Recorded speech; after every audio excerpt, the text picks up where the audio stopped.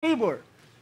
Ito'y favor ng Diyos na gumagawa sa panahong yun dahilan siya ay elect ng Panginoon. Siya ay elect ng Diyos. So ang protection, ang provision ng lahat ng bagay ay ibinigay ng Panginoon para kay Moses na siya ay manorish at siya ay lumaki na nakaalam ng lahat ng wisdom or knowledge doon sa lugar ng Egypt hanggang sa siya ay lumaki na iniisip niya na siya ay handa na para mag-deliver ng bayan ng Israel. So makikita natin mga kapatid na ito ang pattern ng paggawa ng Diyos, paggagawad ng Diyos ng kanyang favor sa bawat isa na mga hinirang ng ating Panginoon. At kung ikaw at kung bawat isa sa atin ay hinirang, then expect this kind of favor na gagawa sa iyong buhay. Expect this kind of favor. At alam niyo mga kapatid na makaka-relate ako sa ganitong bagay dahil ayon sa aking ina nang ako'y panganak ay mas sakitin. Pero salamat sa biyaya ng Diyos hanggang sa ako'y lumaki ay minsan labas-masok sa ospital, pero nang hanggang sa lumaki ako'y binayaan ng Panginoon ng isang mainam na pangatawan dahil naniniwala ko ang bawat isa, ang Diyos ay merong layunin sa lahat ng mga bagay. Now dito sa point na ito, ay masabi natin na even ang banal na kasulatan ay nagpapakita na ang Diyos, alam nyo, kapag ang Diyos ay naggawad ng favor, walang bagay na imposible para sa Kanya. Do you believe that? Walang bagay na imposible. Tingnan natin ang pangyayari sa isang panahon ng ang Diyos ay gusto niyang gumawa ng dakilang bagay. And most especially, ng tinatawag na panahon na ipapanganak ang Savior sa ibabaw ng sanlibutan. Upang ang tagapagligtas ay ipanganak sa ibabaw ng sanlibutan.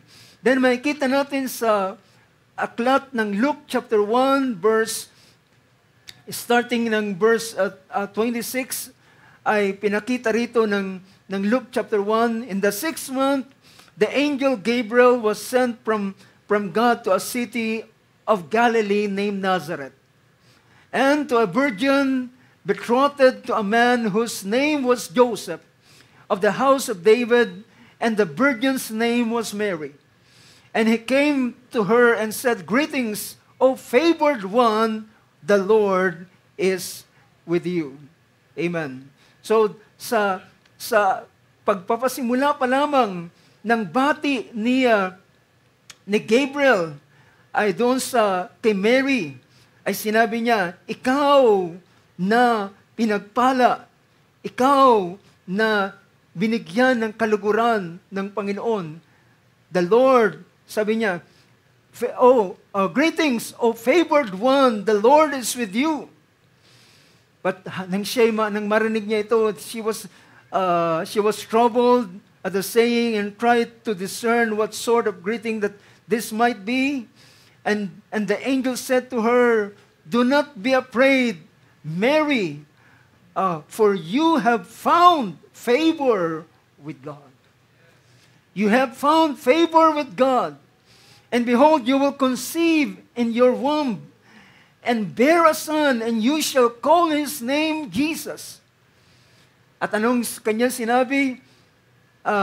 Pinakita rito, he will be great and he will be called the Son of the Most High, and the Lord God will give to him the throne of his father David, and he will reign over the house of Jacob forever, and of his kingdom there will be no end. And Mary said to the angel, "How will this be, since I am a virgin?" Sabi niya, ako ay dalaga. At sabi niya, then, dahilan si Mary ay nakasumpong ng favor at ang Diyos ay merong bagay na gagawin sa kanya, walang bagay na imposible kahit ang isang dalaga ay pwedeng magkaroon ng anak. Oh, greatly, si Mary ay nakaranas ng ganitong bagay. So makita natin, when it comes to those person na sila ay elect ng Diyos, ang favor ng Diyos ay naroon sa kanila. How many times we can masasabi natin ang ganitong bagay na ganito ang lahat ng bagay na kanyang ginagawa. At dahilan ng Diyos ang merong favor na ito, then walang sino man ang pwedeng humadlang.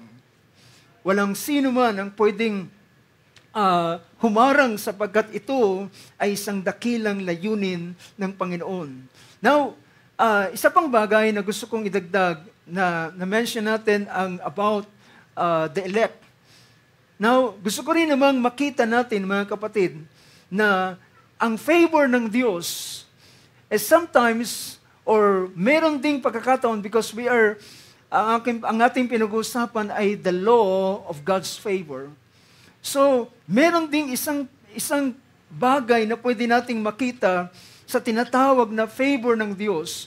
Sometimes, ang favor ng Diyos ay meron itong panahon. Meron itong tinatawag na season. Merong season ng kanyang paggagawad ng favor. At sa mga bagay na ito, kung ating bibigyan ng pansin, kahit man ang kapanganakan ng ating Panginoon ay tinawag ito na when the fullness of time has come. Diba? When the fullness of time has come. Sabi ng aklat ng Galatians chapter 4, ay pinakita rito ng verse na ito.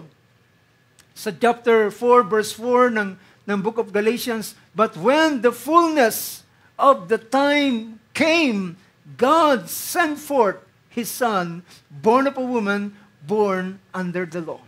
So yung favor na ito, yung favor ng Diyos kay Mary, yung favor ng Diyos kay Mary, ito ay connected sa tinatawag na season din ng pagbibigay ng favor ng Diyos.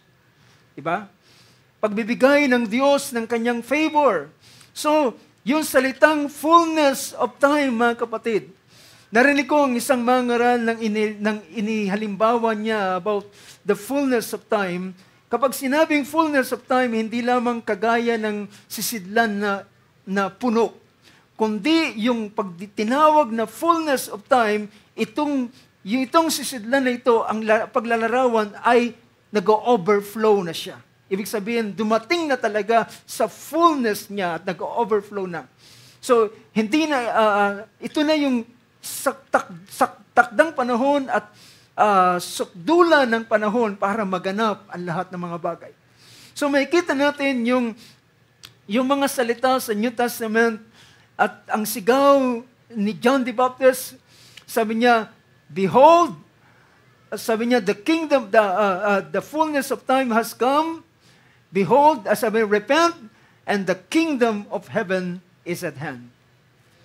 So, dito sa bagay na ito, ay makikita natin, now, kung titingnan natin ang tinatawag na ang panahon ng favor ng Diyos, ay meron itong tinatawag na season. Now, tingnan natin ang isang talata na pinakita sa aklat ng Ecclesiastes. Sa chapter 3 ay pinahayag ang ganitong bagay. Sa chapter 3 verse 1, there is an appointed time for everything. And there is a time for every event under heaven. So ulitin ko, there is an appointed time for everything. And there is a time for every event under the heaven. So, kung merong, tinatawag na appointed time, yung time ng favor, ito ay nakakonekta sa tinatawag na plano ng Diyos. Nakakonekta ito sa plano ng Diyos, sa layunin ng Diyos. So kapag ito ay panahon na ng fulfillment ng plano ng Diyos, then ang favor ng Diyos ay kanyang ibubuhos sa panahong yon. See, ito yung isang bagay na napakaganda. So, nang ang Diyos ay panahon na ng kanyang paggawa kay Abraham. Panahon na para kay Abraham para siya ay magkaroon ng anak. Panahon na para kay Abraham na i-fulfill ng Diyos ang kanyang salita, ang kanyang pangako, ang kanyang layunin, at ang kanyang tipan na sinabi niya sa kanya na kanyang gagawin. Then, hallelujah, ang babaeng si Sarah sa panahon ng kanyang pagiging barren, pagiging baog, pero ang kanyang pagkabaog ay hindi nakahadlang sa favor ng Diyos. Diba? Hindi nakahadlang sa favor ng Diyos. Sabi ng Panginoon, ikaw ay magkakaroon ng anak na lalaki at ang papangalan mo sa kanya ay Isaac. Ikaw ay maglilihi at magbubuntis sa panahon ng buhay next year. Diba? So there is an appointed time pag pinag-usapan ang tinatawag na paggawa ng favor ng Diyos. At sa panahon ng paggagawad ng favor ng Diyos, ikaw ay magtataka bakit ang mga bagay ay, sabihin natin, ang mga bagay ay ugnay-ugnay, nagkakarugtong-dugtong para lamang mangyari ang bagay na nais ng Diyos. You know, ang Diyos, because He's all-powerful, ay kaya niyang gumawa mismo ng circumstansya. Siya mismo ang gagawa ng circumstansya para doon sa bagay na kanyang gustong gawin at kanyang gustong isakatuparan. At sabi ni Sarah, then sabi niya, nang ipinanganak si Isaac, sabi niya, pinatawa ako ng Diyos. Pinatawa ako ng Diyos sapagkat ang pangalang Isaac ay ibig sabihin is laughter. Ito ay hindi lamang basta kasiyahan, kagalakan, talagang pinatawa siya sapagkat, can you imagine, isang 90 years old ay nagkaanak. Ang 90 years old ay nakapag-breastfeed. See? Mahirap ipaliwanag ito ng medical science, paano ang isang 90 years old ay makapag-breastfeed. Dahilan, alam natin, habang ang isang babae ay tumatanda na, then yung kanyang tinatawag na mammary glands ay tuyot na.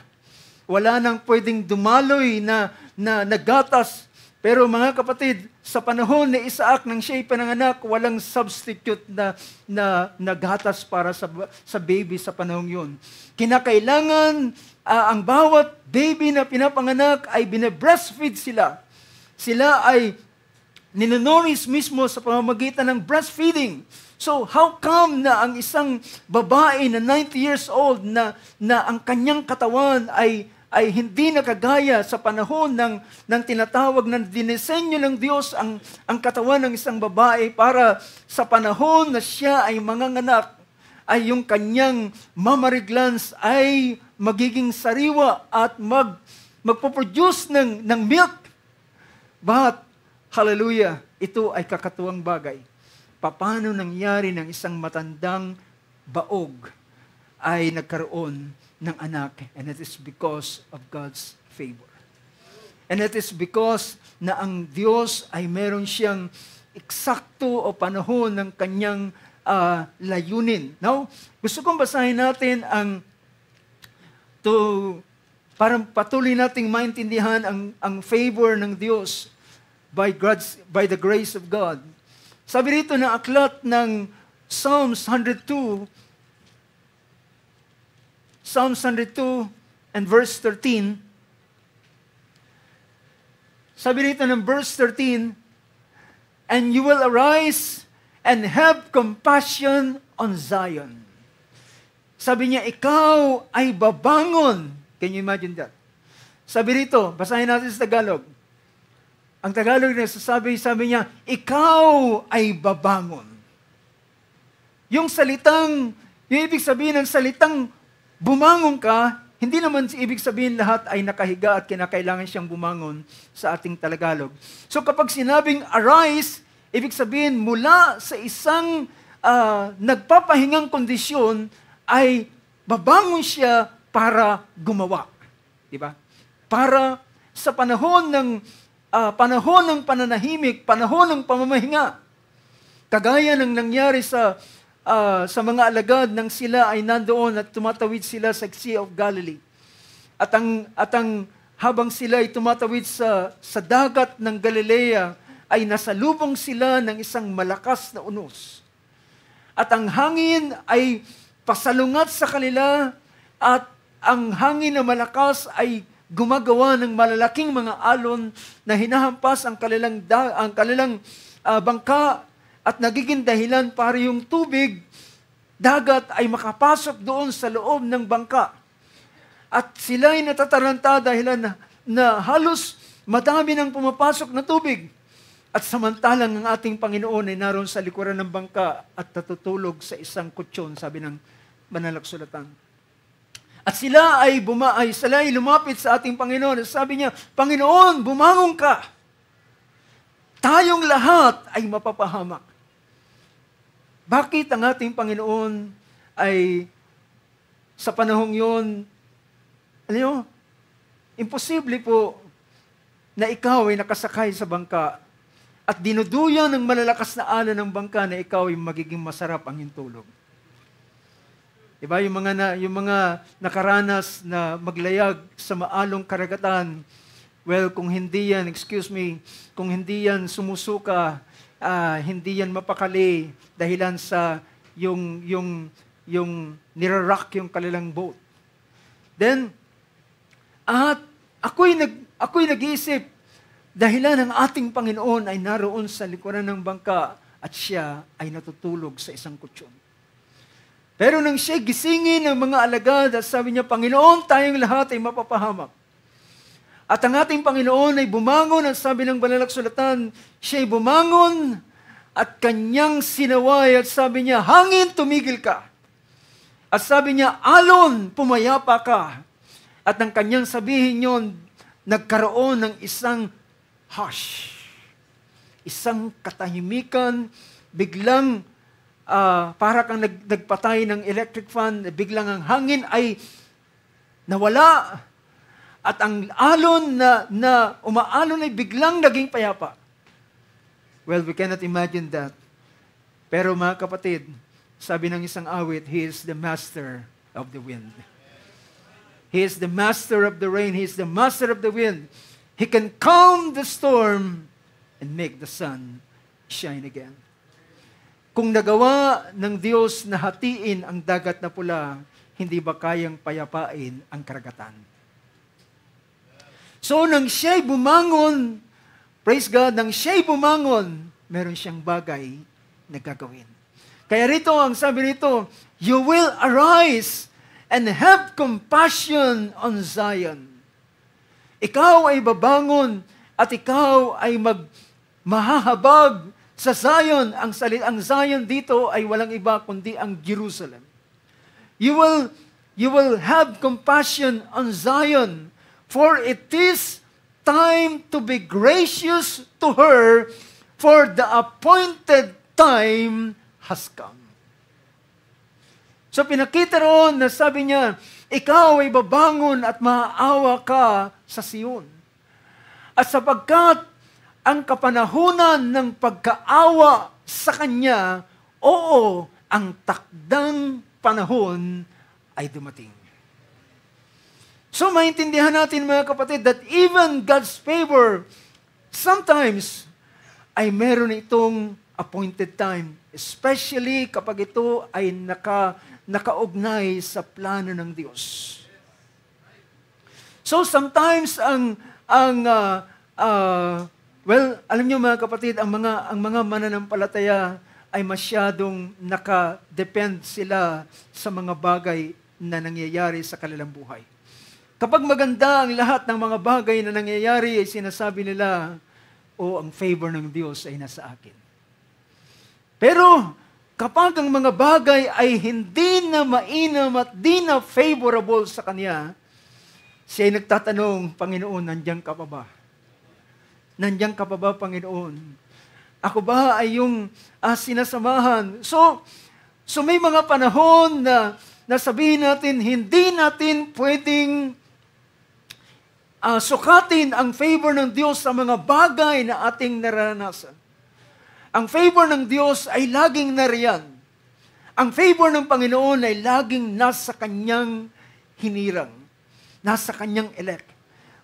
At kung meron mang isang bagay na sabihin natin na meron kang idinadalangin na minsan hindi pa nagkakaroon ng katuparan, well, maghintay ka lang, baka ang bagay na iyong pinapanalangin ay may kinalaman sa plano ng Diyos.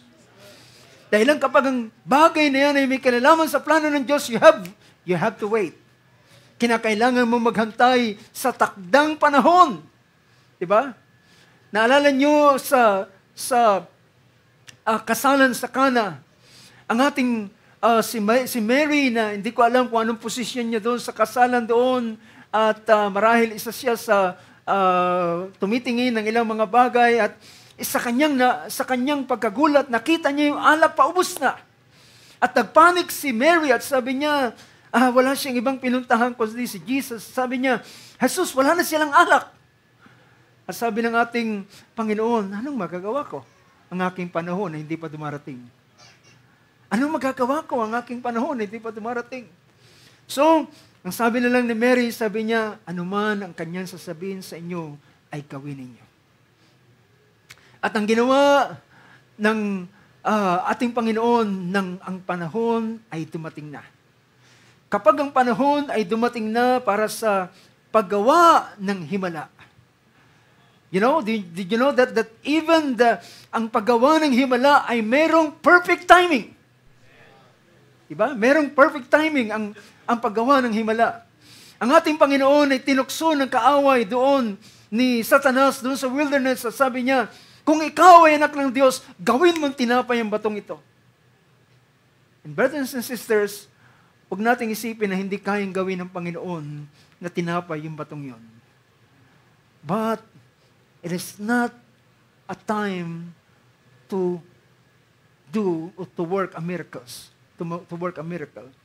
Hindi ito panahon ng paggawa ng himala, ito'y panahon ng testing. Do you get the point? Sa panahon ng testing, hindi mo kailangan karaka ang himala. Ang kinakailangan mong mapagtagumpayan ng testing. I hope you get the point. I hope nakukuha niyo yung mga ilang kaisipan at ilang punto na sa panahon, minsan gusto natin, sa panahon na nangyayaring ganitong ang ilang mga bagay na masalimuot, sabihin natin, Panginoon, gumawa ka na ng himala. Panginoon, gumawa ka ng himala. Well, brothers and sisters, kung ikaw ay nasa panahon ng testing, hindi mo kailangan muna ang himala. Ang kailangan mo ay mag-antay na ikaw ay, ang kinakailangan mo ay lakas para ma-overcome mo yung testing na yun, o malagpasan mo yung testing na yun. At pag nalagpasan mo yung bagay na yun, then, kapag dumating ang panahon ng miracles, panahon ng paggawa ng himala, then, ito na yung panahon ng Diyos ay yung makikita sa eksena. Yan ang naranasan ni Mary and Martha. Diba? May sakit si Lazarus. At habang si Lazarus ay pinupuntahan, maaaring pumupunta si Maria. Sabi niya, Kuya, kumusta ka na? Maaaring magtatanong si Lazarus, dumating na ba si Jesus? Sabi niya, wala pa siya. Pero wag kang mag-alala, nagpaabot na kami ng mensahe sa kanya at hopefully makarating siya. Paglipas ng ilang sandali, panahon, pumunta si Martha at sinabi niya, kumusta ka na kuya? Nasaan nandiyan? Diyan na ba si Jesus? Wala pa rin. At mga kapatid, nakita nila sa isang kalunos-lunos na sitwasyon si Lazarus. At nakita nila sa kanilang mga mata ang nag-aagaw buhay na kanilang kapatid na walang Jesus na dumarating. Walang Jesus na pumunta para ipatong ang kamay. Walang Jesus na nag-command na sabi niya, ikaw ay magaling na. Bumangon ka at ikaw ay magaling na. But brothers and sisters, ang Diyos ay naghahanda ng mas malaking himala. Ulitin ko mga kapatid, ang Diyos ay naghahanda ng mas malaking himala sa panahong yun. Not just to heal a sick person, kundi siya ay naghahanda ng isang malaking himala ang buhayin ang isang patay na nabubulok na at 4 na araw nang naaagnas. Well, dito tayo dapat mabuhay sa pananampalataya. Sa panahon na ikaw ay narito sa ganitong bagay, and you will pray for certain thing, at hindi pa, ang mga bagay ay hindi pa nangyayari, then, expect by faith the unexpected. Dahilan, maaring ang Diyos ay merong mas inihandang, mas mainam na bagay para sa iyo.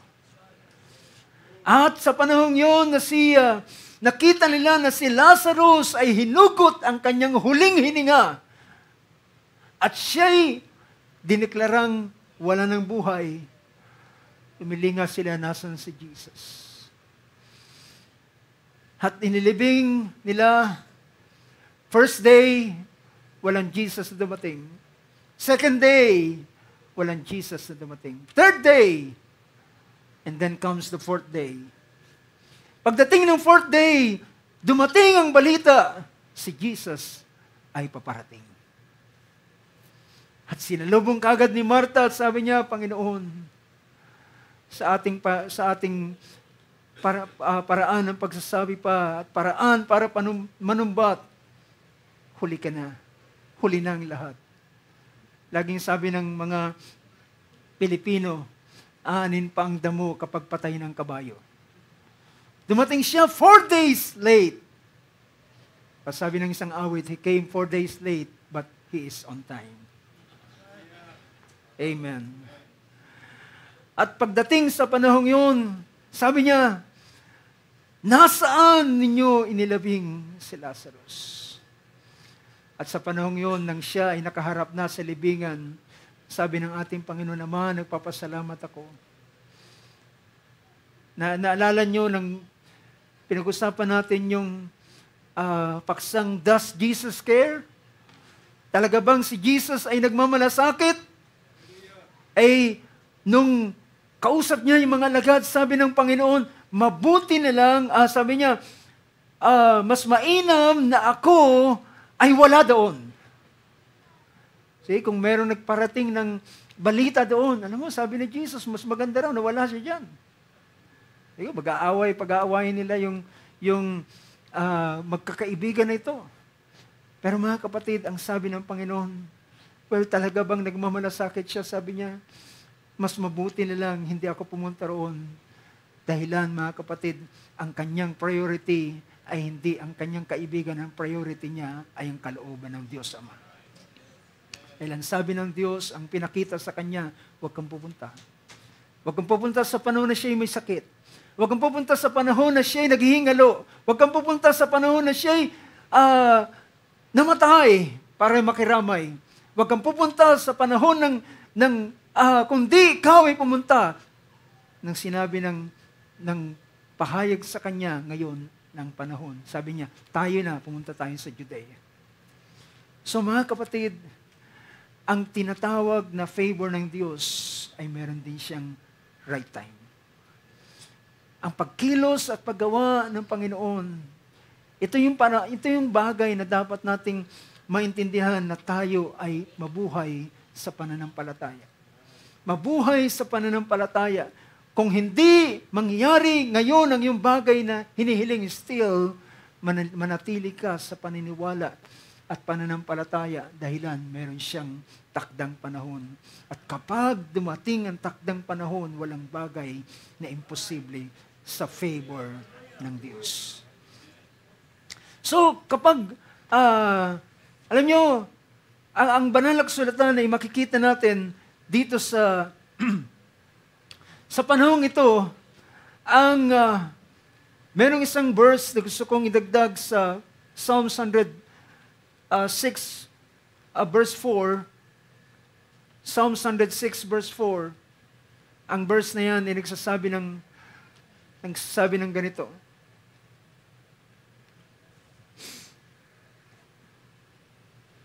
Sabi niya ng verse 4, remember me. Ito isang prayer. Ito isang prayer na binanggit at ipinahayag. It is a prayer sa panahon ng deliverance ng Diyos. Sabi ng verse 4, remember me, O Lord, in your favor toward your people. Visit me with your salvation. Pansinin niyo ang isang version, I think ang ESV, tingnan natin ang version ng ESV. Remember me, O Lord, when you show favor to your people. Yung salitang when dito ay pagpapakita ng appointed time. Diba? Yung when you save, when you show favor to your people, help me when you save them. So, maintindihan natin sa ganitong bagay. So, ikaw na anak ng Diyos, na alam mo ang favor ng Diyos ay nasa iyo. And even ang favor ng Diyos ay nasa iyo, not necessarily lahat ng bagay na iyong gustong mangyari ay mangyayari. Pero may mga pagkakataon na ang mga bagay na kanyang gagawin ay merong tinatawag na appointed time. Ang mga ang mga alagad ng ating Panginoon ang kanyang sabihin nang makita na nila ang lahat ng sign ng Messiah. Si Jesus ay malinaw para sa mga disciples that He is the Christ, the Son of the living God. Bagamat nung panahon ng paghuli sa Kanya ay bumaba ang kanilang pag-asa ay parang naglaho ng lahat. Pero ang lahat ng yun ay nabuhay ng ang ating Panginoong Yesus ay nakita nilang buhay. Diba? Nabuhay uli ang kanilang pag-asa dahilan nawala sila. Sabi ng banal na kasulatan, smite the shepherd and the flock will be scattered. At nang saktan ang pastol, ay ang tupa ay nangalat. And then, naranasan nila ang halos kabagsakan ng kanilang pananampalataya. At ilan sa kanila, si Pedro ay nagsabi, mangingisda na lang uli ako. At sabi ng mga kasama niya, sasama ako sa iyo. Pero, ito naman yung panahon na pinakita ng ating Panginoon na siya ay buhay. At nung nakita na nila na malinaw ang lahat ng bagay, ang pag-asa ay kanilang nakita, then, ang Panginoon ay kanilang tanong, sabi niya, Panginoon, ito na bang panahon para iyong i-restore ang kaharian ng Israel? Upang siya ay muling makita sa glory ng kingdom ng Israel as it was in the days of David. Pero ang sabi ng ating Panginoon, hindi para sa inyo ang pagkakaalam ng panahon at ng mga kapanahunan. So, dahilan may mga bagay, ano sabi ron? Basahin natin ang Acts chapter 1. Sa Acts chapter 1 ay pinakita ng ating Panginoon. Sa verse 7 ng chapter 1 ng book of Acts, and He said to them, sa verse 6, so when they had come together, they were asking Him, saying, Lord, is it at this time you are restoring the kingdom of Israel? And He said to them, it is not for you to know times or epochs which the Father has fixed by His own authority. So there are times na ang favor ng Diyos ay meron itong appointed time na itinakda ng ating Panginoon na siya lamang ang nakakaalam. Anong dapat mong gawin? Maghintay sa kanyang takdang panahon. Wait patiently doon sa pangako ng Diyos. At kapag naman dumating na ang appointed time na yan, then hallelujah, everything will, hallelujah, will happen. Now, pansinin ninyo ang isang talata. Alam niyo, even ang tinutukoy ng verse na binasa natin kanina sa Psalms 102, verse 13, na tinawag niya, ito'y panahon ng iyong favor sa Zion o sa Jerusalem. Sa Psalms 102, verse 13, you will arise and have pity on Zion, and it is time to favor her. The appointed time has come. Alam natin na ang Israel ay dumaan sila sa panahon ng 70 years captivity. At ang Diyos ay ang pinakamagandang bagay. Dahilan ng Diyos ay meron siyang tipan kay Abraham, ay hindi niya pababayaan ang Israel sa kanilang kalalagayan. That even ang Israel ay makarating sila sa isang kalalagayan dahilan sa pangako ng Diyos kay Abraham ay hindi niya pwedeng pabayaan ang Israel. Sa kabila ng Israel ay makaranas sila ng palo ng Diyos, ng saway ng Panginoon, ng judgment ng Diyos. Pero mga kapatid, hindi niya pababayaan ang Israel. Sasawayin niya siya na kagaya ng anak sa pamamagitan ng magulang. Ngunit, sabi niya, hindi niya aalisin ang kanyang kahabagan, ang kanyang favor sa kanyang bayan. Now, tingnan niyo ang Jeremiah chapter 29, verse 10 up to verse 14. Sa Jeremiah chapter 29, sinabi rito sa verse 10, ito yung pinapakita ko. Now, bear in mind, ilagay ninyo sa inyong kaisipan na ang book of Jeremiah ay bago ang 70 years captivity. So para bigyan ko kayo ng parang timeline, sa timeline ay ilagay ninyo, pwede nating ilagay si Jeremiah before the 70 years captivity. Pero before 70 years captivity, ang Diyos ay nagsabi na ng mga bagay na kanyang gagawin at maranasan o gagawin at paghatol na maranasan ng Jerusalem. Pero sabi rito ng verse 10 ng chapter 29 ng book of Jeremiah, for thus says the Lord, when 70 years have been completed for Babylon, I will visit you and fulfill my good word to you to bring you back to this place. So, ang linaw ng banal na kasulatan. So, makikita natin kung ilalagay natin ang mga talata sa kanyang kinalalagyan. Kanina nabasa natin, hanggang kailan ng Babylon. Ang prophecy ni Jeremiah ay si Nebuchadnezzar, ang kanyang anak at ang kanyang apo hanggang sa dumating ang panahon ng lupain. Ibig sabihin, panahon ng paghatol ng Diyos sa Babylon.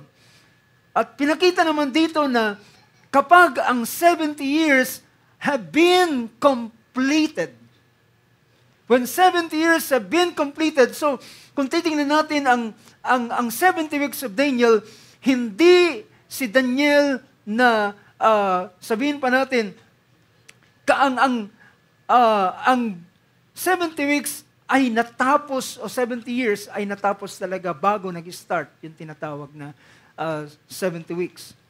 So, when 70 years have been completed for Babylon, I will visit you and fulfill my good word. What is the good word? His favor.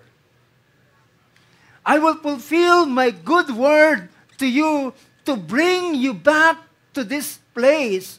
For I know the plans that I have for you, declares the Lord, plans for welfare and not for calamity, to give you a future and a hope. That is favor, brothers and sisters. Ito ay ang lingap ng Panginoon dahilan ang lahat ng kanyang plano sa kanyang bayan, sa kanyang hinirang, sa kanyang sa bayan ng Israel, sa binhi ni Abraham na kanyang binigyan ng tipan, ang lahat ng plano niya ay hindi plano ng kasamaan.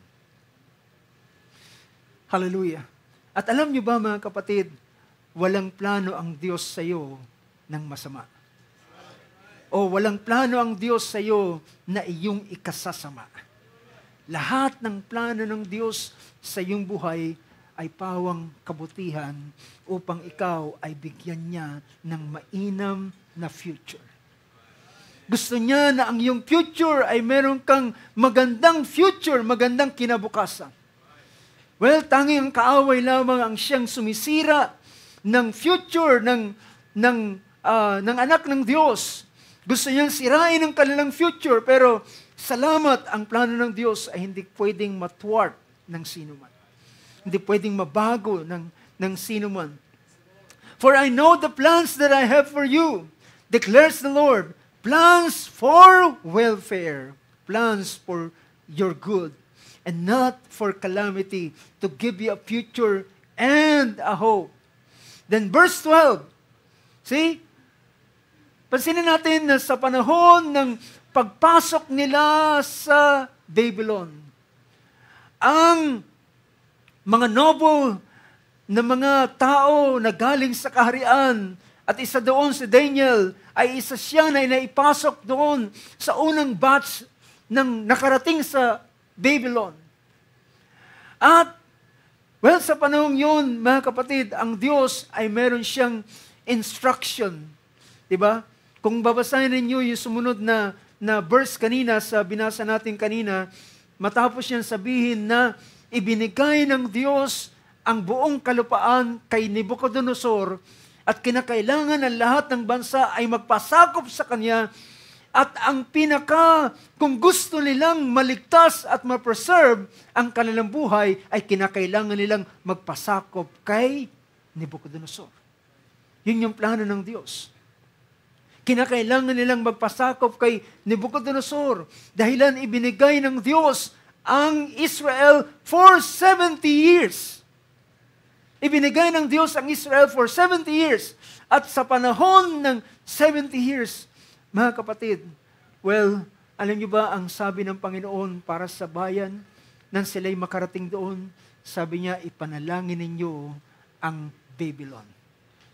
At sabi niya, pagdating nyo sa Babylon, magtanim kayo. Sabi niya, mag-asawa, well, tinutukoy niya, hindi ang ibang lahi, kundi sila ay mag-asawa, dahilan ang panahon ay tatagal doon sa Babylon, sa 70 years. So yung payo ng Diyos, mga kapatid, ay napakaganda, dahilan siyang nakakaalam ng bukas. Siyang nakakaalam ng ganitong bagay. Well, I pray to God, mga kapatid, napakainam na merong kagaya ng ganitong prophet na nagpapakita ng bagay na darating.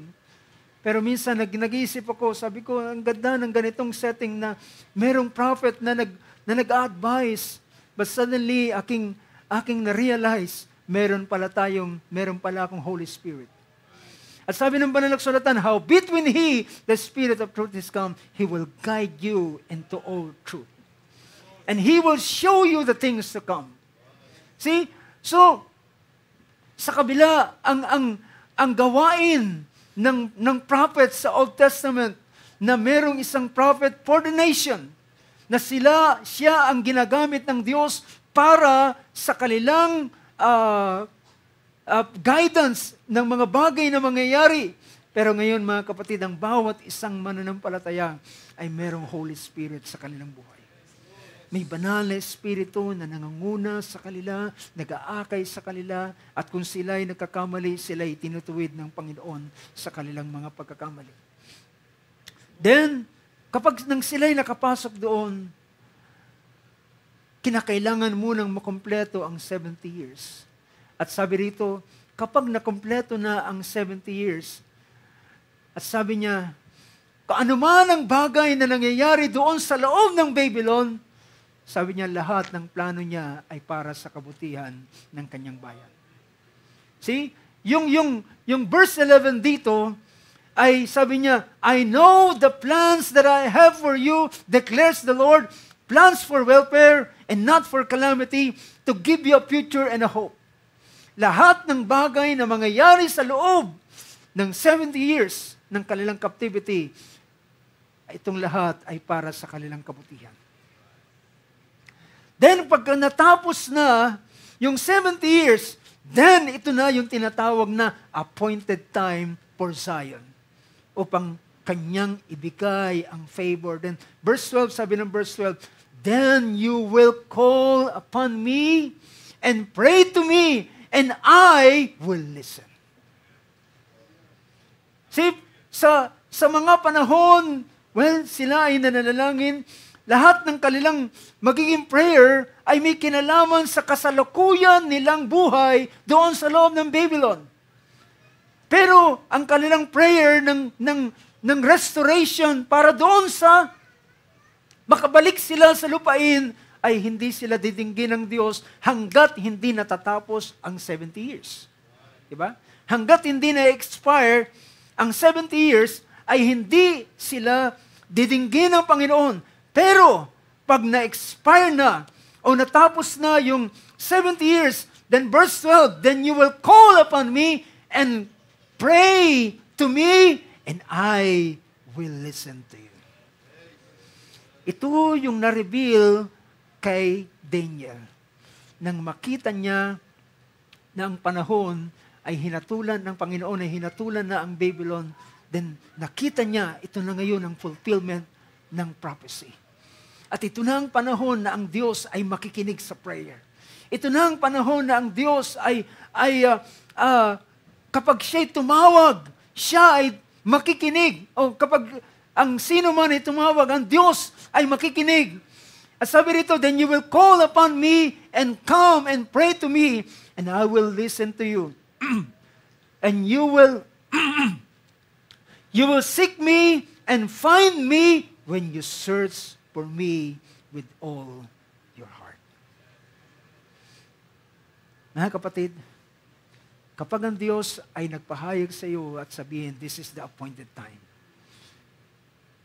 magpasimula kang mag-expect kagaya ng expectation ni Daniel. Magpasimula kang mag-expect. Hallelujah. Manalangin ka. Ito na yung panahon ng pananalangin. Ito na yung panahon na ang Diyos ay gagawa at kikilos. At kapag ang bagay na yan ay dumating na ang takdang panahon, walang prayer na masasayang sa panahon ngayon. Walang prayer na masasayang. Lahat ng prayer patungkol sa bagay na may kinalaman sa layunin at plano ng Diyos, lahat ng yun ay magkakaroon ng kaganapan. It will come to pass, and you will seek me and find me, and when you search for me with all your heart, I will be found by you, declares the Lord, and I will restore your fortunes, and will gather you from all the nations and from all the places where I have driven you, declares the Lord, and I will bring you back to the place from where I sent you into exile. Anong ginawa ni Daniel? Nanalangin siya. Nag-pray siya. Nag-ayuno siya. Alam niya ang mga bagay na ito ay hindi masasayang. Ang bagay na ito ay hindi mawawalan ng saysay. Well, praise God, may mga tao na kapag sigurado sila sa isang bagay, kanilang handang itaya ang lahat ng bagay dahil sigurado sila. Na mga kapatid, pinakita ko na ang favor ng Diyos, there is an appointed time when it comes to God's plan and purpose. Especially kapag ito ay national o ito ay may kinalaman sa church in general. Well, ito ay meron tinatawag na appointed time. Meron tinatawag na fullness of time. And even sa buhay, di naman ng bawat isa sa atin, there are times na may mga bagay na ito ay merong appointed time. So, tulungan tayo ng Panginoon na ma-recognize natin ang ganitong bagay. But, pakatandaan natin, ang favor ng Diyos ay hindi nawawala sa kanyang elect. Ang kanyang favor, provided na ang isang mananampalataya ay lumalakad sa kanyang, hallelujah, sa kanyang kalooban. Now, tingnan po natin mga kapatid. Now, sa isang patungkol sa isa sa tinatawag na law of God's favor. Pinakita natin sa law of God's favor, sa panahon na ito ay merong appointed time. You must wait. You must patiently wait until the promise, ang panahon ng pangako ay magkaroon ng eksaktong panahon ng kanyang kaganapan. Now, tingnan natin mga kapatid ang isa pang bagay.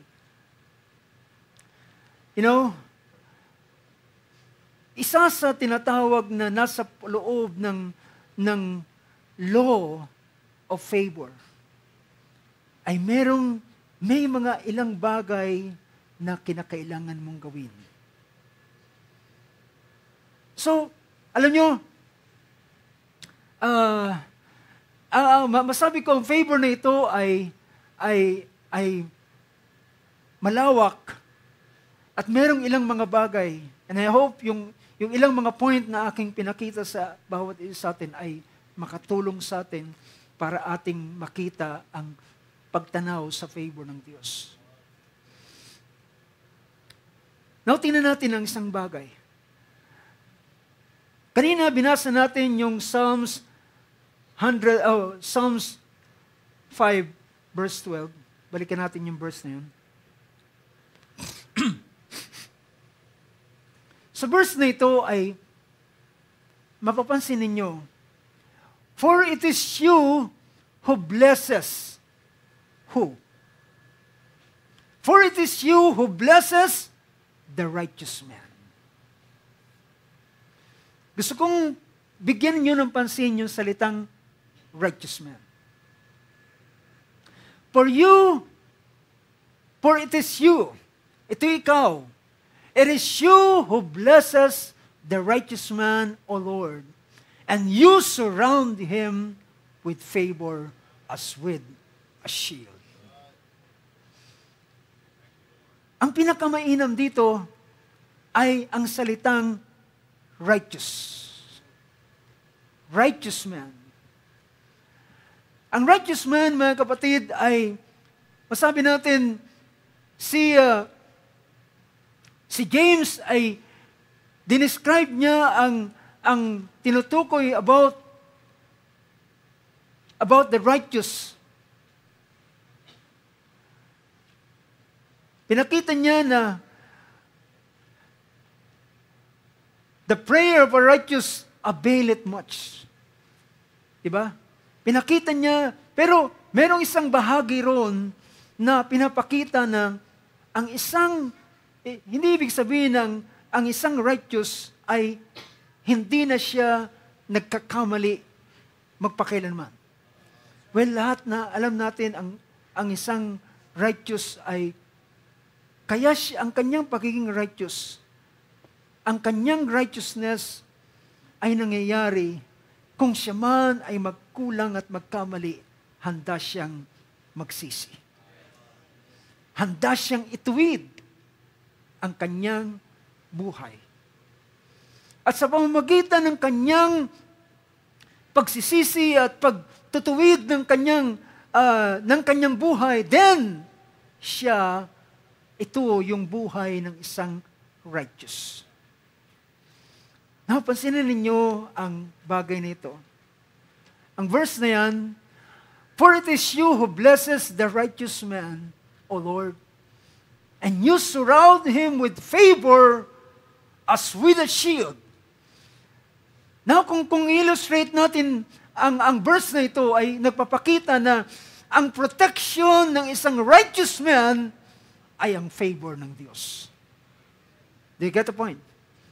Ulitin ko. I hope you get. Ang protection ng righteous man ay ang favor ng Diyos sa kanya. Now, tingnan natin ang ilang bagay. Book of Daniel, chapter 1,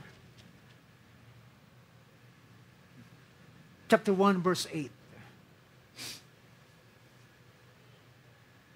Sabi ng verse 8 ng Book of Daniel, ano sabi rito? But Daniel made up his mind that he would not defile himself with the king's choice food or with the wine which he drank. So he sought permission from the commander of the officials that he might not defile himself. Kung bibigyan ko kayo can you imagine mga kapatid? Ito yung tinutukoy ko kanina. Daniel at this point of time, siya ay isang youth. Siya ay isang young people. At ang kabataang ito ay isa na kasamang unang ginawang bihag from Jerusalem sa lahi ng mga noblemen, sa lahi ng mga anak ng hari, dahilan siya ay galing sa Juda, ay dinala siya doon sa Babylon. At as I've said one time, ang temptation kapag ikaw ay nalipat ng lugar, ay sasabihin mo, total, wala naman na si brother dito, wala naman na si sister, wala na yung mga deacon na tumitingin sa akin, wala na yung mga kapatiran, so pwede ko nang gawin kung anong gusto kong gawin. At tandaan ninyo mga kapatid, lagay ninyo sa inyong kaisipan na sa panahong ito, pwedeng isipin ng isang mananampalataya sa panahong ito na sila'y pinabayaan ng Diyos. Do you get the point? Pwedeng isipin ng isang mananampalataya na siya'y pinabayaan ng Diyos. Sinunog ang Israel, ang Jerusalem. Winasak ang templo na siyang, ano yun? Yun ang kanilang point of worship. Doon sila sumasamba. Doon sila tumatawag sa Panginoon. At ngayon, ang templo ay wasak, sunog, giba, nawasak, at ang kanyang kalawalatian ay hindi na makita.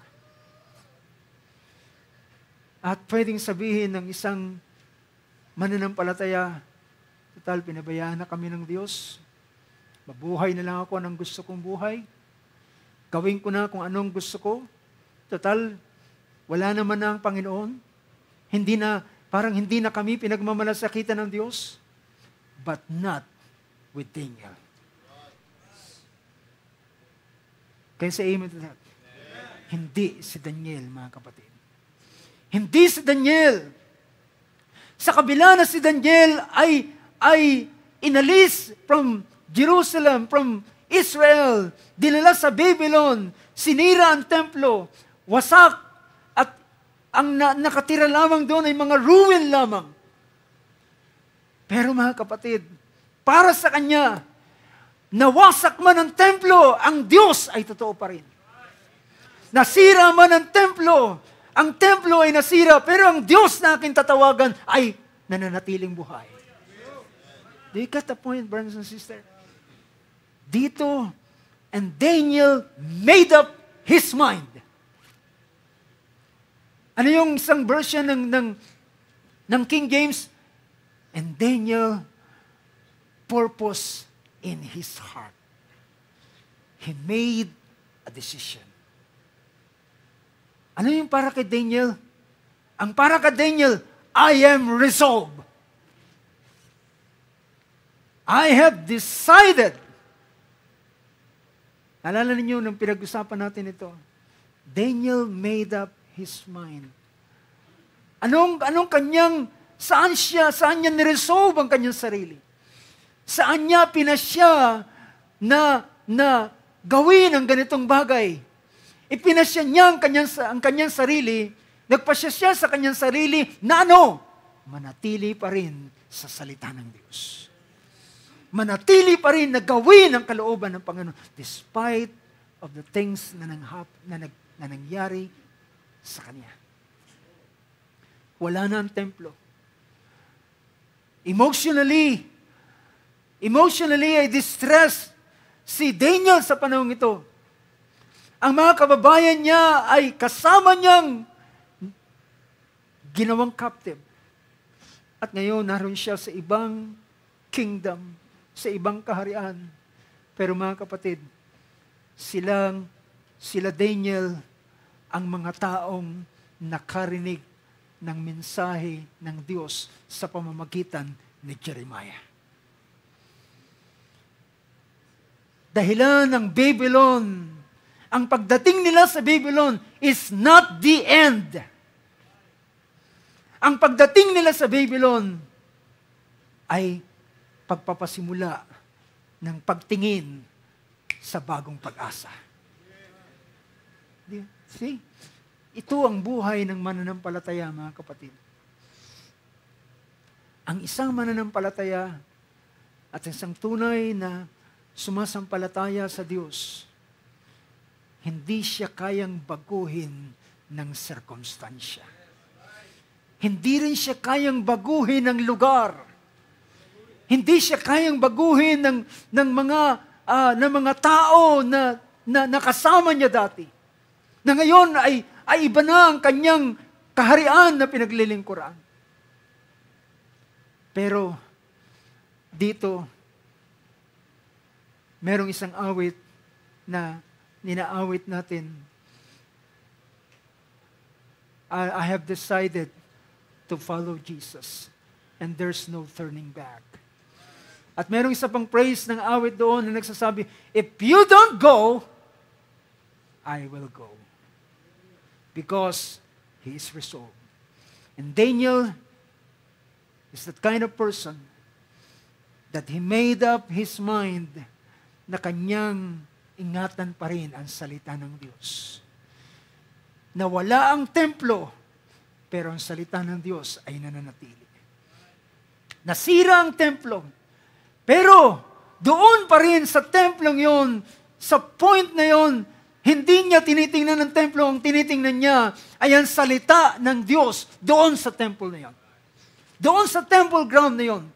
Dahil during the dedication ni King Solomon sa temple, ay sinabi niya doon sa prayer na yun, Panginoon, sino man ang manalangin sa lugar na ito, o kung ang iyong bayan ay dumating sa panahon na sila ay dalhin at maging exile sa ibang lugar, sa ibang bansa, kung sila ang iyong bayan ay tatawag sa lugar na ito, at magpapakumbaba ng kanilang mga puso at tatalikdan ng kanilang mga kasamaan, ikaw na Diyos na nasa langit ay tutugunin ang kanilang panalangin. Wala na ang templo pero ang Diyos, ang kanyang salita ay nandun pa rin at nananatili. Dahilan walang pwedeng bumago sa salita ng Diyos. Lahat ay pwedeng mag-crumple down, gumuho ang lahat, pero ang salita ng Diyos ay mananatili. Praise God. And Daniel made up his mind. At kanyang, well, can you imagine mga kapatid? Di ba? It's a great privilege na matikman ang pagkain ng hari. Matikman ang alak na iniinom ng hari. Matikman ang mga delicacies doon sa kaharian. And it is a great privilege. Pero si Daniel, it is not a privilege for him. Para sa kanya, kung gagawin niya yun, it will defile him. Dudungisan niya ang kanyang sarili. As a Jew, ay meron silang batas na sinusunod na sinabi ng salita ng Diyos, na sinabi ng Moses. At si Daniel ay hinanap niya yung eunuch o yung tinatawag na official, yung commander, at humingi siya ng permission. At sinabi niya, Pwede mo ba akong payagan na huwag kumain ng pagkain at inumin ang inumin ng hari? Sabi ng commander na ito, kung gagawin mo yan, ako ang ilalagay mo sa alanganin. Dahilan kung hindi ko kayo bibigyan ng masasarap na pagkain, at kapag kayo'y nangayayat, kapag kayo'y naging lulugo-lugo, at kapag kayo'y nakita ng hari sa inyong kalalagayan, then tatanungin, anong ginawa ko? Anong ginawa ko? Bakit ko kayo pinabayaan? Then ilalagay nyo ang aking ulo sa bingit ng kamatayan. Ganon ang kaharian, mga kapatid. Bawat salita na hindi sinusunod, kamatayan ang nag-aantay. So, pero si Daniel, now this is my point. Ang verse 9, sabi ng verse 9. After Daniel made up his mind na hindi siya titikim, hindi siya kakain, hindi siya iinom ng alak ng hari, pagkain ng hari, dahilan ang iniingatan niya ay ang salita ng Diyos. At ipinagpaalam niya ito sa kanyang official. Then verse 9, let us read verse 9. Now, God granted Daniel favor. Do you get the point, brothers and sisters? After that Daniel made up his mind, at nang nakita ng Diyos, determinado si Daniel sa pananatiling righteous. Do you get the point? For you bless the righteous man, and you will protect him. Ang protection niya, your favor will become as a shield for him.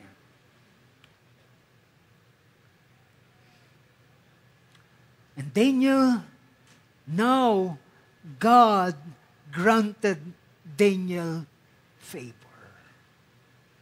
Sa Biblia ko, in-underline ko ang bagay nito. Dahilan ang susi ng favor ng Diyos ay naroon sa pagdedesisyon ni Daniel to maintain his integrity to the Lord.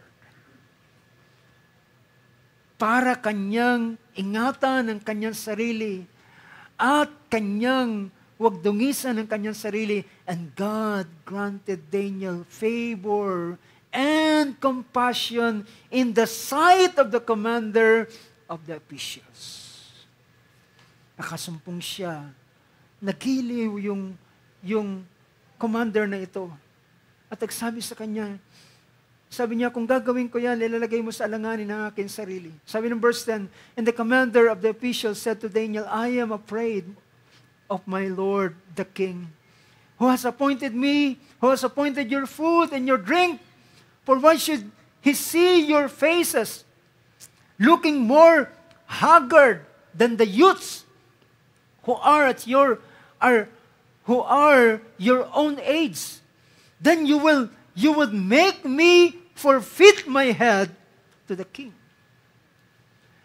And then, pero si Daniel ay nakipag-bargain. Sabi niya, testingin muna natin, 10 days. Testingin muna natin. Bigyan mo kami ng mga gulay at ilang mga bagay na aking i-require sa iyo at tingnan natin after 10 days kung sino ang mas mainam. At dito, sabi rito ng verse 11, but Daniel said to the overseer whom the commander of the officials had appointed over Daniel, Hananiah, Mishael, and Azariah. Ito yung ginawang Shadrach, Meshach, at Abednego.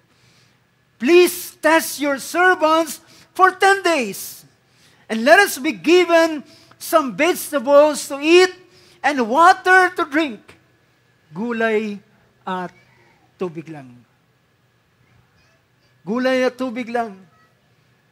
Then let our appearance be observed in your presence and in the presence of the youths who are eating king's choice food, and deal with your servants according to what you say.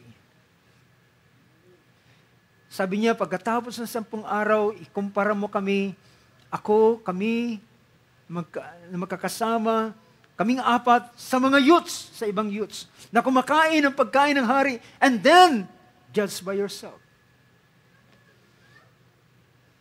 So, dahilan ng Diyos ay naglagay ng favor doon sa official na ito, siya'y nakinig.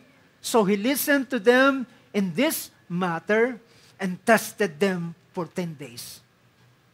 10 days later, and the end of 10 days, their appearance seemed better, and they were fatter than all the youths who had been eating the king's choice food.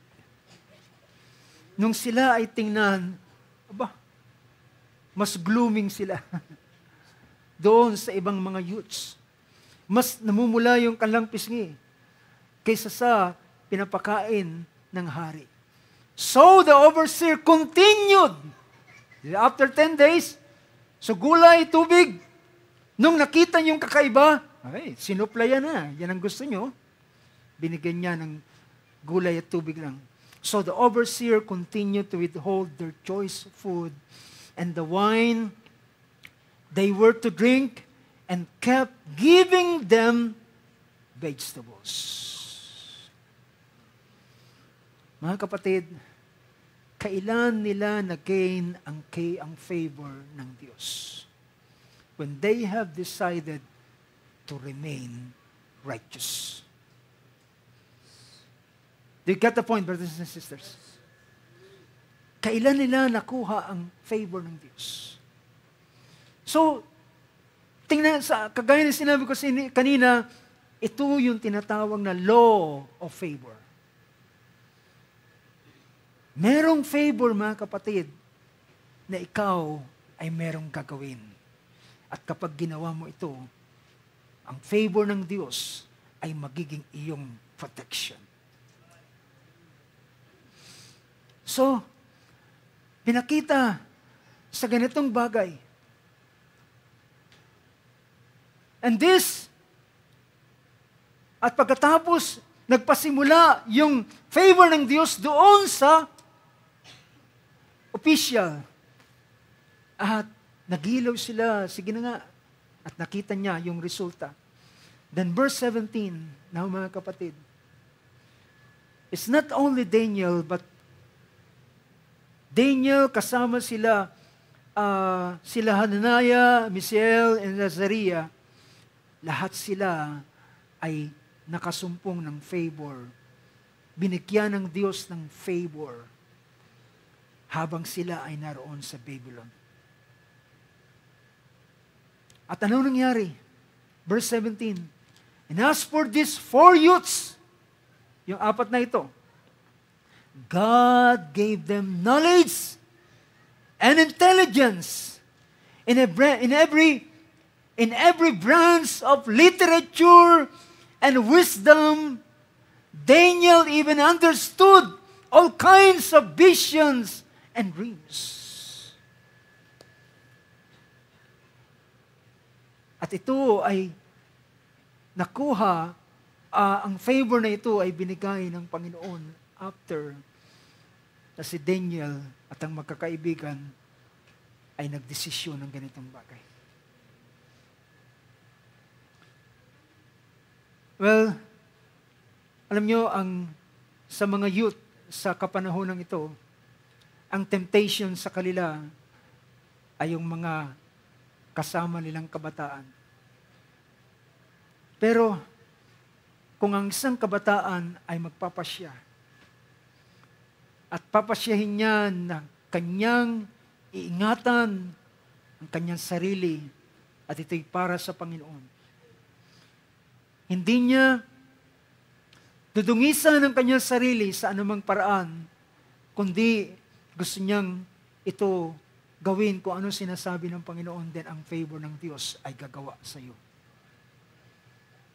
Alam niyo, kagaya ng batas ng ating Panginoon na sinabi ni James, sinabi niya,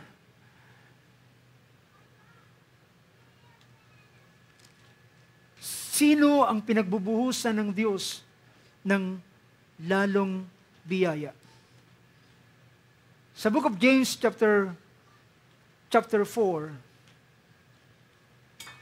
ay mababasa natin ang ganitong pangungusap.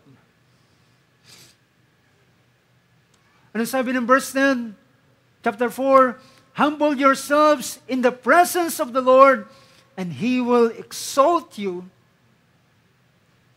See, pinakita niya ang ganitong bagay. So, kung itataas natin ang pagbasa, verse 6, sabi ng verse 6, but He gives a greater grace. Therefore, he says, God is opposed to the proud, but gives grace to the humble. God opposed the proud. Kanyang sinasalangsang ang mga nagmamataas at kanyang binubuhusan ng saganang biyaya sila na nagpapakumbaba. Na mga kapatid, kung ating babalikan ang bahaging ito ng Book of Daniel, paano si Daniel at ang kanyang mga kasamahan ay nakasumpong ng biyaya sa harapan ng Panginoon. At ang Diyos ay nagbuhos ng biyaya sa kanila, ng lingap, ng favor sa kanila. At ang kanilang naranasan, yung favor ng Diyos is become their shield. Basahin ninyo ang Book of Daniel kung totoo ang sinabi ng Book of Psalms. What happened to sa tatlong magkakaibigan ito, kay Daniel, o sa apat na magkakaibigan ito, kay Daniel, kay Shadrach, Meshach at Abednego, nang ang Diyos, or rather, si Nebuchadnezzar, ay nagkaroon ng panaginip na kanyang nakalimutan, ay gusto niyang ipa-interpret sa mga matatalino pero walang makapag-interpret. Nagalit si Nebuchadnezzar, gusto niyang ipapatay. Ibig sabihin, kung hindi niyo kayang i-interpret ang aking panaginip, wala kayong kwenta, dapat kayong lahat ay mamatay na. Ganun ang utos ni Nebuchadnezzar.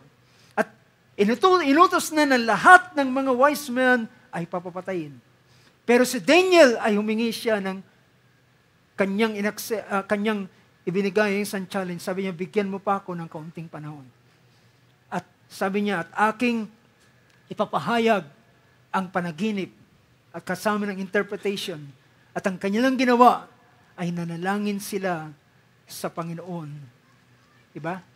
At nang manalangin sila sa Panginoon, then suddenly, ang Diyos ay nagbigay ng revelation kay Daniel at kanyang nakita ang vision, ang dream, kung ano yung detail at sequence ng dream at ano ang interpretation, sinabi niya doon sa hari.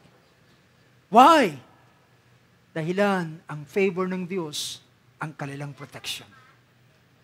Ang favor ng Diyos ang naging shield nila. Pagkatapos ng pangyayaring ito, nagpagawa, hindi po ito sunod-sunod na taon. Maraming panahon na nakakalipas bago nangyayari ang isang bagay. Nagpagawa si Nebuchadnezzar ng isang golden image, 90 feet tall, at napakalaking image, at ang kanyang utos, lahat ay luluhod, lahat ay sasamba sa Diyos na ito. Pero si Shadrach, Meshach at Abednego ay sinuway nila ang utos na ito. At nang kanilang sinuway ang utos na ito, then ang kaparusahan sa kanilang pagsuway sa utos ay sila ay ihulog sa hornong apoy na pinainit ng 7 times. At nang sila ay ihulog doon, bago pa sila ihulog, sinabi ni Nebuchadnezzar, dahilan nagigiliw din si Nebuchadnezzar sa kanila, bibigyan ko pa kayo ng pagkakataon. Pag tumunog ang mga instrumento, kung kayo iluluhod, mabuti, pero kung hindi, ay ihuhulog ko kayo sa hurnong pinag-init ng 7 beses. Sabi ng magkakaibigan na ito, huwag niyo na kaming bigyan ng second chance. Dahilan, kahit anong mangyari, hindi kami sasamba sa Diyos-Diyosan na yung pinagawa. At sabi niya, at hindi man kami ligtas ng aming Diyos, ay hindi pa rin kami sasamba sa Diyos-Diyosan. He maintained their integrity. Then, ang mga righteous men na ito, ang protection nila ay ang favor ng Diyos. Ano nangyari?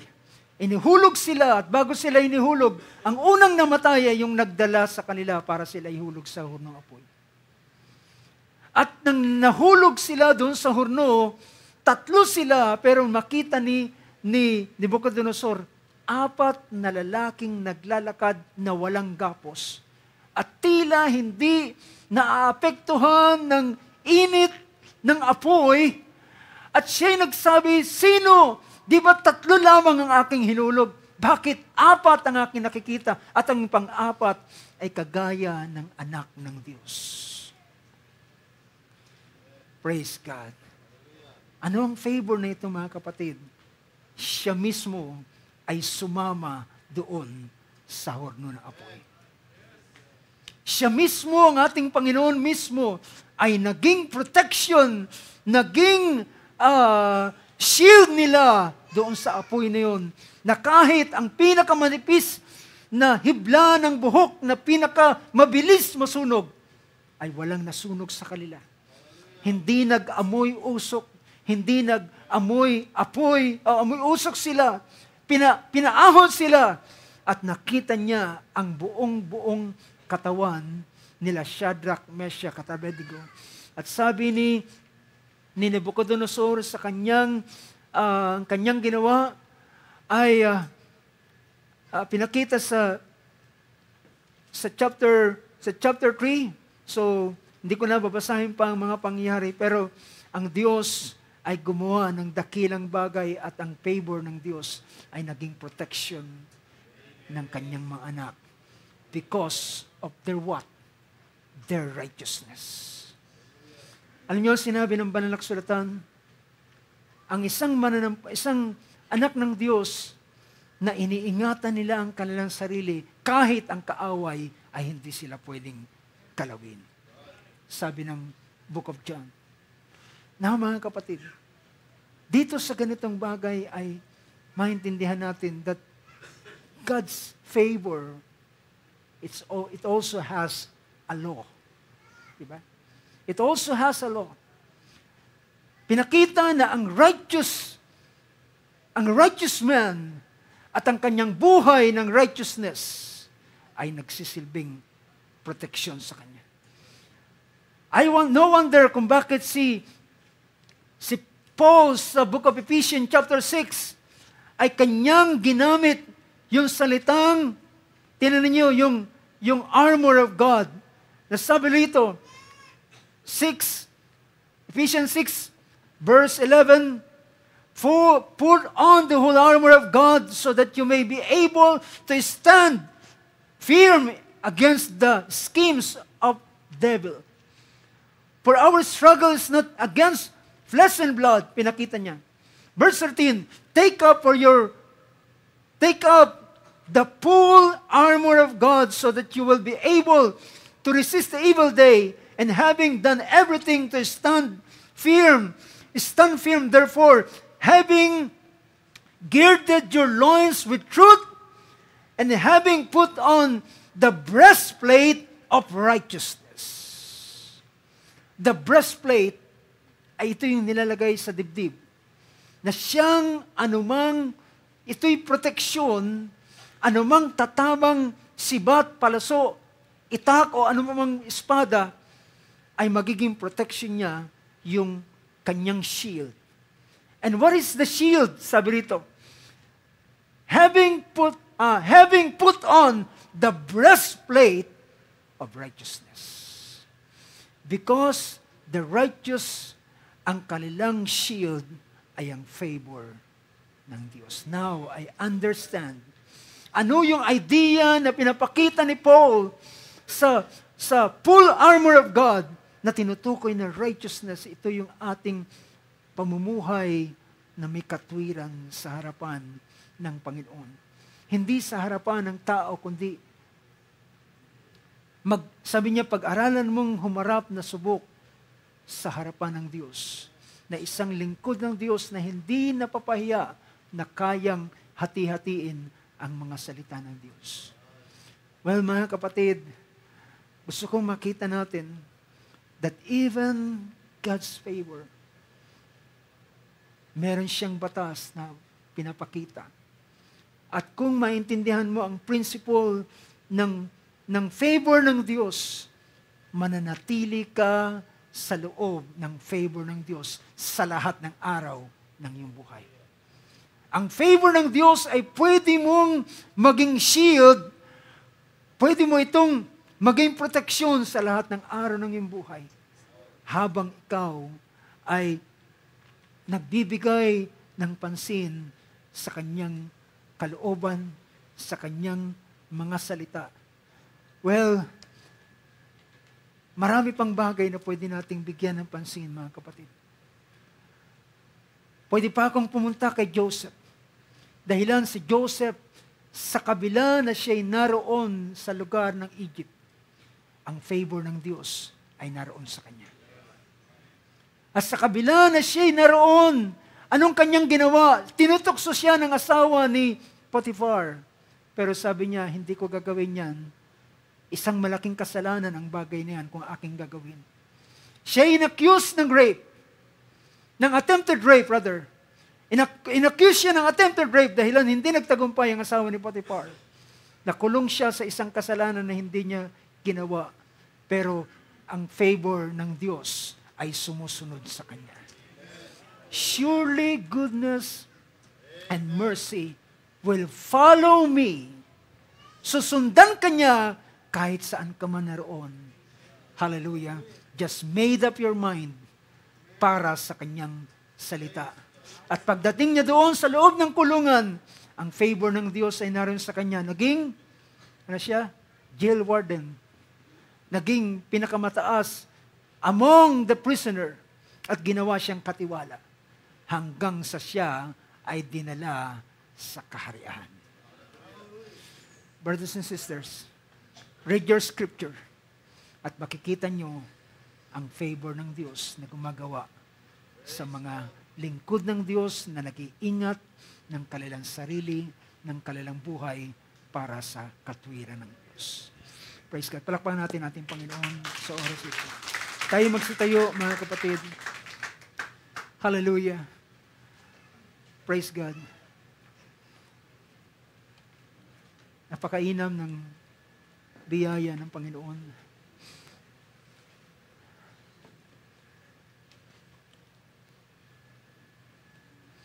Pwede ba natin awitin yung awit na nagsabing, He looked beyond my fault and He saw my need.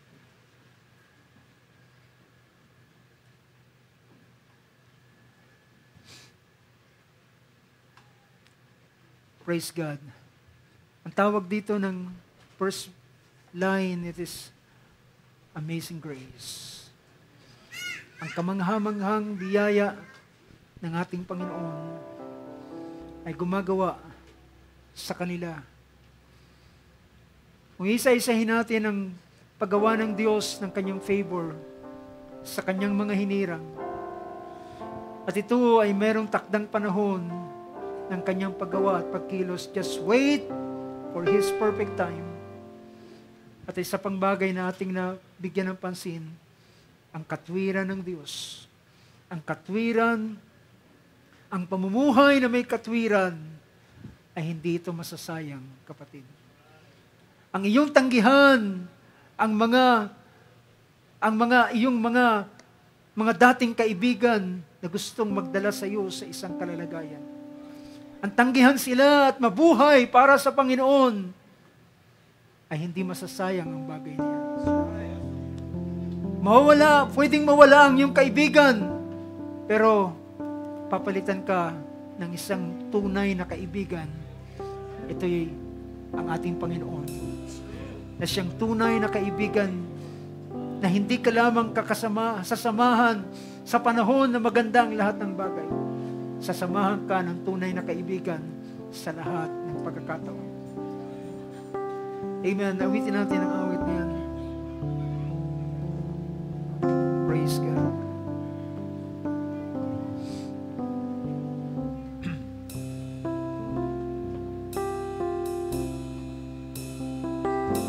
Amazing grace shall always be my song of praise. For it was grace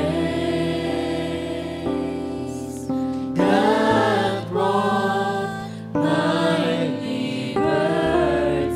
Yes, Lord. Yes, amen. I do not know just why He came to love me so.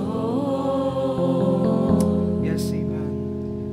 He looked beyond my fault and saw my Let's sing it once again. It's amazing grace. amazing grace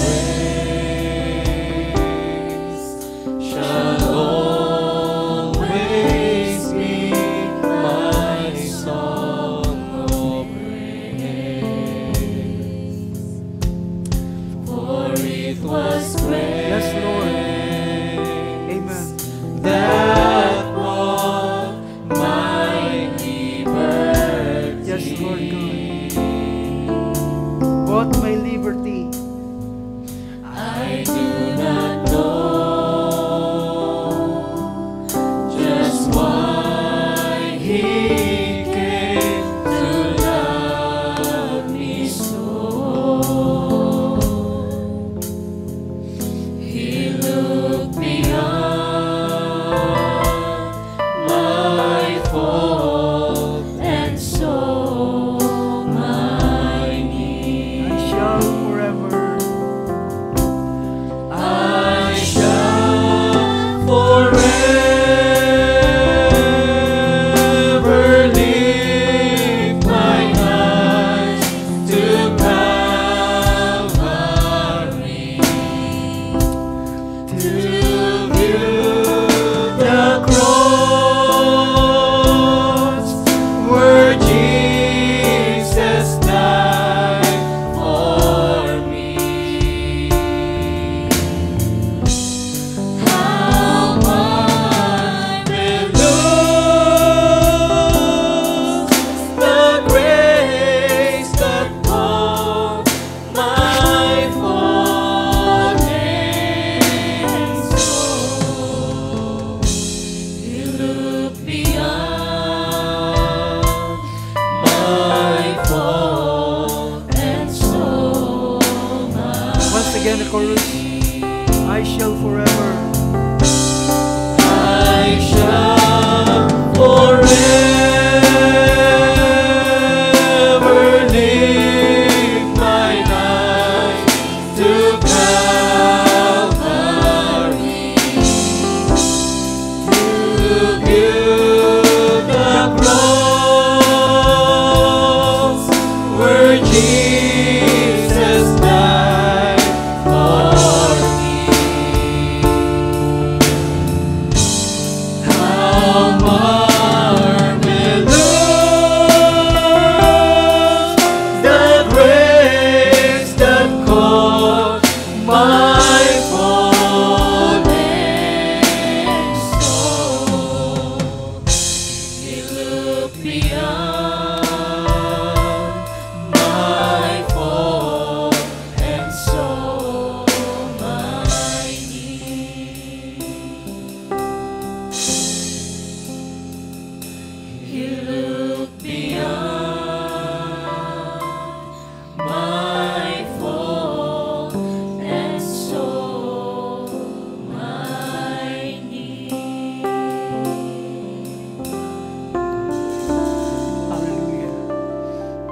Blessed be the name of Jesus. You know, brothers and sisters, alam niyo ba ang pinakamalaking favor na ibinigay ng Diyos sa sangkatauhan ay ng ating Panginoong Hesus ay dumating sa ibabaw ng sanlibutan.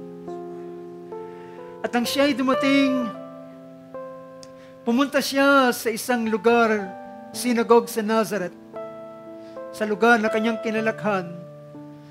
At merong scroll na inabot sa kanya. This is the scroll of the book of Isaiah. At ang bahagi na kanyang binasa sa panahong yon ay ang eksaktong sulat o hula o pangungusap na sinabi ni Isaiah sa Isaiah chapter 61 verse 1. At kanya sinabi, binasa niya, ang the Spirit of the Lord is upon me because He anointed me to preach the gospel to the poor. He has sent me to proclaim release to the captives and recovery of sight to the blind, to set free those who are oppressed. And verse 19, and to proclaim the favorable year of the Lord. Ang pinakamalaking favor na binigay ng Diyos sa kanyang mga anak ay ang ating Panginoong Hesukristo. Ito yung panahon ng favor. Ang pagdating ng ating Panginoon, ang pinakamalaking favor na naranasan at tatanggap ng sanlibutan ito. And this is most especially sa mga tutubusin ng ating Panginoon. Para sa mga elect, para sa mga hinirang, dumating ang panahon ng year of favor. And 2,000 years ago, ang favor na ito ay nananatili. Mga kapatid, one of these days, this favor will be cut off. Matatapos ang favor na ito, ang year ng favor ng Diyos, at ang darating sa sanlibutan is the wrath of God. Ang galit ng kaaway sa loob ng Great Tribulation at ang galit ng Diyos sa bandang huli sa panahon ng pagdating ng ating Panginoon. Thank God for this great favor na nating tinanggap sa suling maaraw ito. Di natin kailangan ang favor ng sino man. Kung ang tao ay magbibigay ng favor, ito ay pansamantala lamang, but God's favor ay hindi lamang para sa buhay na ito, kundi para sa buhay at sa sanlibutang darating. Hallelujah, hallelujah. Ating pasalamatan ang ating Panginoon sa oras na ito. Ating luwalhatiin siya at lingapin ang kanyang lingap, ang lingap na kanyang binigay sa atin. Ang favor na yan na hindi mo binili, ito ay kapasyahan ng Diyos na kanyang ibigay sa iyo. At ang kaaway, ika-question ka, at ika-question at sasabihin, bakit mo siya binigyan ng favor samantalang ganito at ganyan siya? Siya'y mahina, siya'y makasalanan, siya'y puno ng ganitong bagay. But brothers and sisters, it is the good pleasure of the Lord. It is His good pleasure. Hallelujah, sabi ng ating Panginoon. Praise God. Fear not, little flock, for it is the Father good pleasure to give you the kingdom. His favor. Hallelujah. Sa uling maaraw nito. Tayo manalangin sa oras na ito. I bless your name, Lord God. Pinupuri ka namin sa oras na ito, Panginoon. Hallelujah. Binibless namin, Lord, ang iyong pangalan dahilan ikaw ay napaka-dakila sa bawat isa sa amin. O Lord God, hallelujah. Dito namin nakikilala, Panginoon, ng favor na nanggagaling sa iyo ay tunay na ito ay buhay kaysa sa favor na pwede namin makuha sa kanino man. Pwede kami makakuha ng favor mula sa mga politicians, sa mga mararangal na mga tao, sa mga mayayaman na mga tao. Pero walang maitutumbas kung ibibigay mo sa amin ang iyong favor, Panginoon Diyos. Dahilan ang iyong favor, hallelujah, ang favor ng tao ay pwedeng magpahamak sa amin. Ang favor ng tao, ang salapi, ang mga material na bagay ay pwedeng magpahamak sa amin. Ngunit ang favor mo, Lord, ay magliligtas sa amin sa isang tiyak na kapahamakan at magliligtas sa amin sa galit ng Diyos na darating. And it is your favor, Lord God. Panginoon Diyos, hallelujah, nabubuhay kami ngayon sa masaganang, hallelujah, favor mo para sa bawat isa amin. Especially sa mga hinirang, Panginoon. Hallelujah.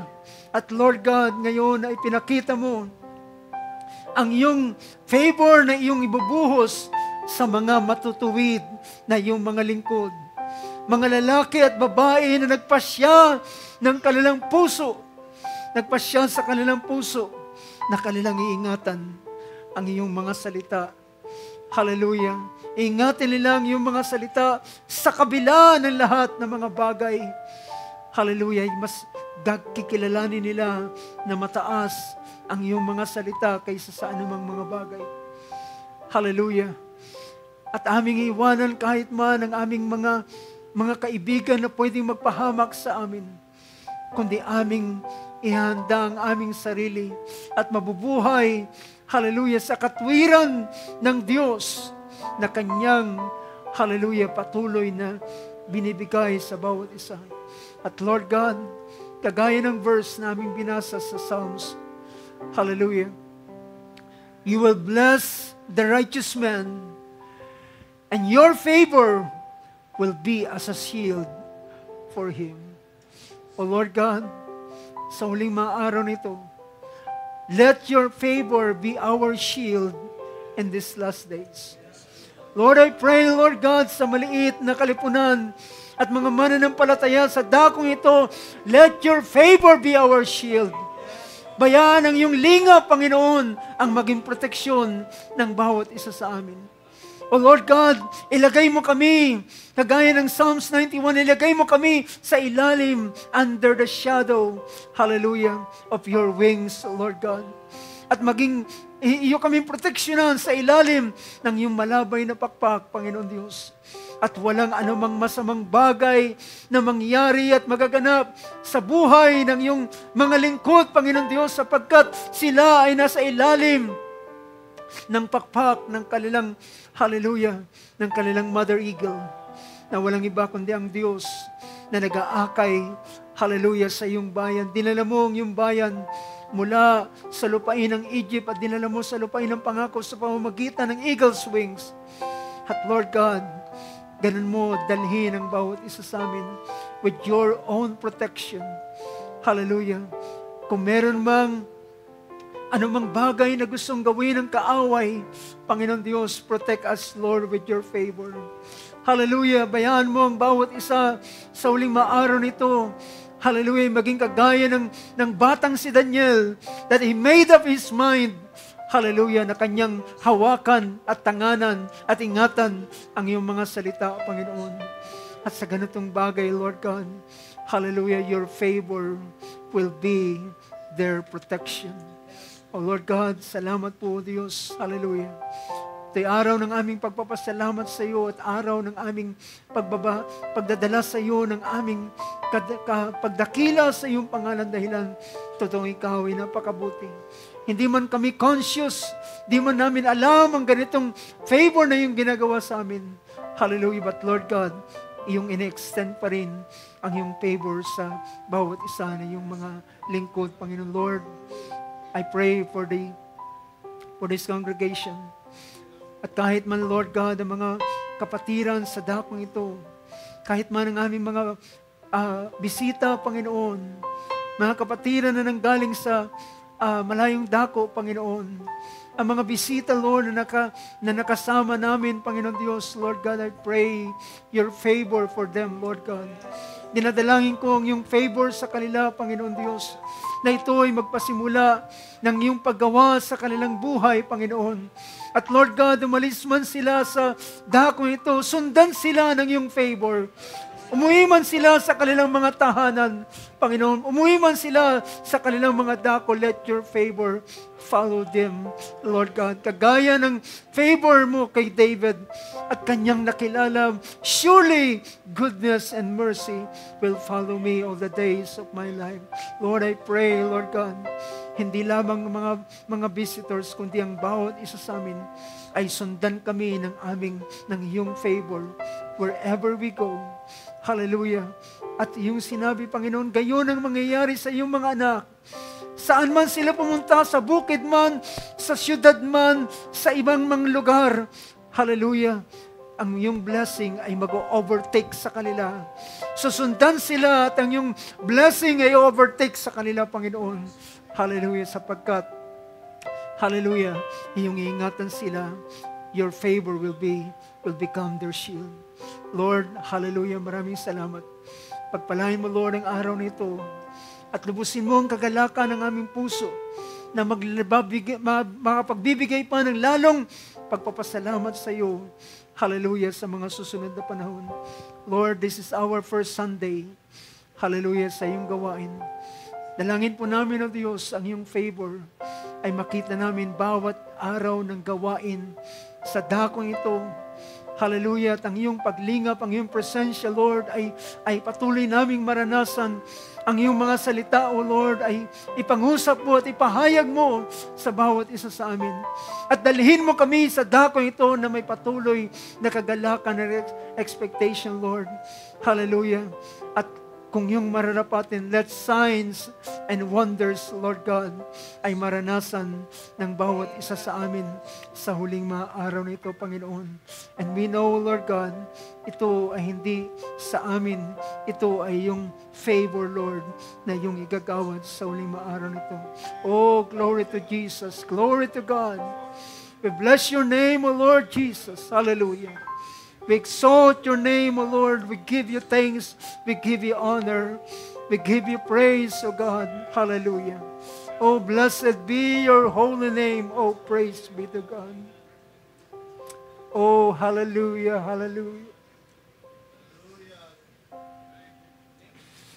Oh, Jesus.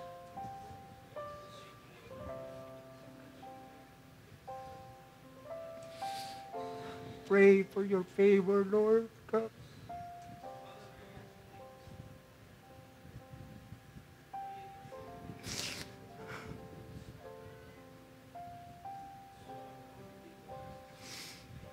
Oh, blessed be your name, Lord God.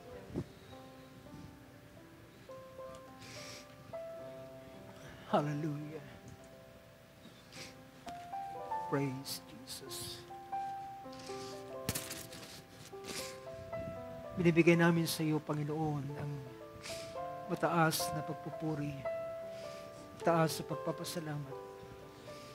Lord, ang paghiwa-hiwalay namin sa araw nito ay yung ingatan ng bawat isa at baka uwi kami sa aming mga tahanan na nasa ilalim ng iyong protection. Hindi ka lamang namin makasama sa lugar na ito, makasama ka namin sa aming mga tahanan, sa aming buhay, sa aming paglakad, Panginoon Diyos.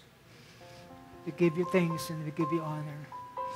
In the mighty name of Jesus Christ, our Lord and our Savior. Amen and amen. Praise